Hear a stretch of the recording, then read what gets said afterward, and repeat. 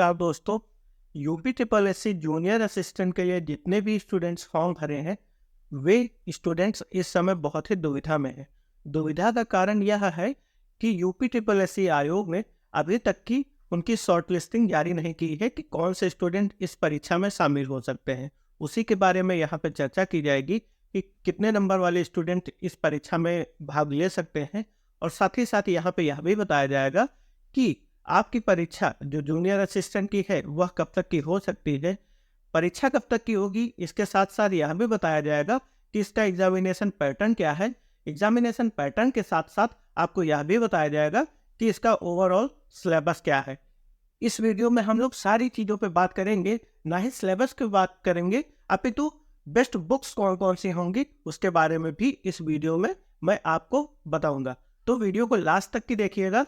अगर वीडियो अच्छी आपको लगी हो तो वीडियो को लाइक भी करिएगा। चलिए वीडियो को स्टार्ट करते हैं। देखिए, सबसे पहला डाउट यह है कैंडिडेट्स के मन में कि हमको यह एग्जाम देने को मौका मिलेगा या नहीं, और अगर मौका मिलेगा तो इसका एग्जाम कब होगा। इन दोनों डाउट्स को एक साथ सॉल्व करते हैं। देखिए, जितने भी students UP triple S C junior assistant के लिए फॉर्म भरे हैं उन सभी स्टूडेंट्स को इस परीक्षा में प्रतिभागी होने का अवसर मिलेगा, मतलब इसमें मौका मिलेगा। इसलिए जितने भी कैंडिडेट हैं उनको इस परीक्षा में मौका मिलेगा। इसलिए आप सभी स्टूडेंट्स, जितने भी कैंडिडेट ने फॉर्म भरा है, वे तैयारी में लगे रहें।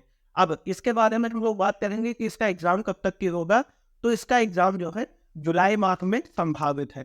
जुलाई माह में संभावित है, मैं संभावित बोल रहा हूँ, एग्जैक्ट डेट नहीं बता रहा हूँ, परंतु आप सभी लोग देखेंगे कि इसकी परीक्षा जो है जुलाई माह में हो जाएगी। और जितने भी कैंडिडेट इस परीक्षा के लिए फॉर्म भरे हैं उन सभी को इस परीक्षा में मौका मिलने जा रहा है। चलिए, इन दोनों पे मैंने बात कर लिया। अब बहुत ही इंपॉर्टेंट है आपका एग्जामिनेशन पैटर्न के बारे में समझना। किसी भी एग्जाम को क्रैक करने के लिए दो चीज़ें बहुत ही महत्वपूर्ण होती हैं। पहला है एग्जामिनेशन पैटर्न को समझना, और दूसरा है उस एग्जाम के सिलेबस को समझना।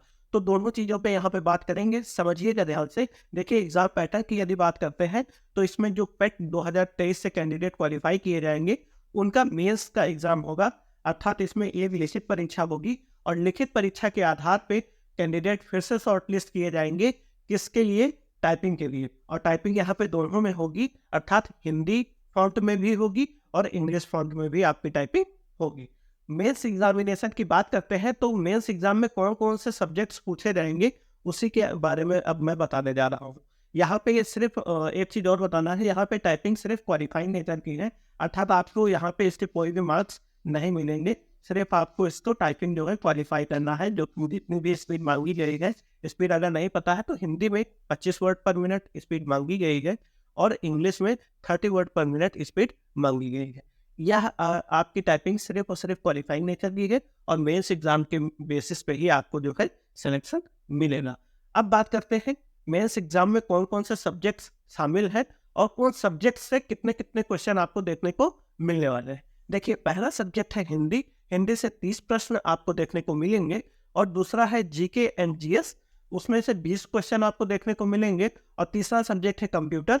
कंप्यूटर से आपको 15 प्रश्न देखने को मिलेंगे। साथ ही साथ यदि बात करते हैं रीजनिंग की तो रीजनिंग से भी 15 क्वेश्चन आपको देखने को मिलेंगे। और यदि बात करते हैं यूपी स्पेशल की तो यूपी स्पेशल से 20 प्रश्न आपको आपकी परीक्षा में देखने को मिलने वाले हैं। यहाँ पे यूपी स्पेशल को शामिल करने का मेन कारण यह है कि अब यूपी में आपको सेवा देना है तो यूपी के बारे में जानना अति आवश्यक है।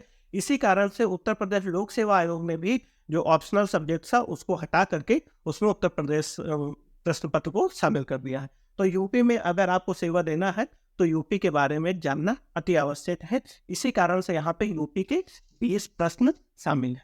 और यूपी को आपको किस बुक से पढ़ना है मैं भी बताऊंगा। पहले हम लोग इसके सिलेबस के बारे में बात कर लेते हैं। अब यह जो 100 क्वेश्चन है 100 मार्क्स के ही होंगे। यहाँ पे मार्क्स लिखना था, मैं गलती से क्वेश्चन लिख दिया हूँ। Marks 100 question 100 marks. और साथ ही साथ इन 100 क्वेश्चंस को सॉल्व करने के लिए आपको पर्याप्त समय दिया जाएगा। समय की कोई भी कमी नहीं होगी, अर्थात आपको 120 मिनट 100 क्वेश्चंस को सॉल्व करने के लिए दिए जा रहे हैं। एक चीज और ध्यान रखिएगा, यहाँ पे निगेटिव मार्किंग का भी प्रावधान है, अर्थात 1/4 की निगेटिव मार्किंग है। ठीक है, सिलेबस को आप सभी लोग समझ लिए हैं। तो अब इस सिलेबस को कौन सी किताबों से पढ़ा जाए इसके बारे में भी बताने का प्रयास किया जा रहा है। देखिए, हिंदी के बारे में यदि बात करते हैं, तो हिंदी सब्जेक्ट के लिए सबसे अच्छी बुक यदि अभी तक की देखी गई है, तो वह है हिंदी की आदित्य पब्लिकेशन की बुक। आप सभी दोस्तों को यह बुक मार्केट में मिल जाएगी। इस बुक को अच्छे से पढ़ लीजिए। हिंदी का एक भी प्रश्न इससे बाहर नहीं जाएगा। लिमिटेड सिलेबस है। आप सभी लोग अच्छे से हिंदी को पहले से पढ़े भी हैं। इसमें प्रीवियस ईयर्स क्वेश्चंस भी हैं। ना ही सिर्फ यूपी ट्रिपल एससी आयोग की, अपितु यूपी के साथ-साथ अन्य राज्यों के भी प्रश्न इसमें समाहित है। तो आप सभी लोग इस बुक को अच्छे से पढ़ सकते हैं।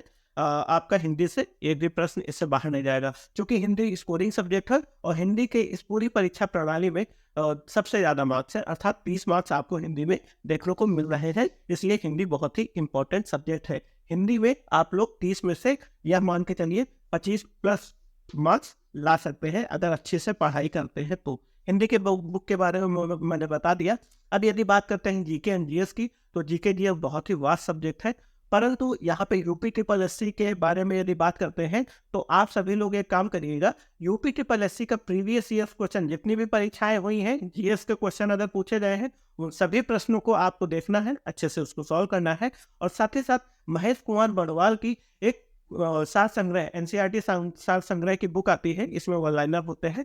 इसको अच्छे से यदि कर लेते हैं, तो आई थिंक आपका जीएस ऑलमोस्ट कवर हो जाएगा। जीएस में आपको ज़्यादा टारगेट नहीं लेना है, परंतु यहाँ पे आप यदि 10 से 12 क्वेश्चन भी सॉल्व कर ले रहे हैं, तो वेल एंड गुड है। ठीक है, अब जीएस के बारे में बात कर लिए हैं। अब दूसरा आपका इंपॉर्टेंट सब्जेक्ट है कंप्यूटर।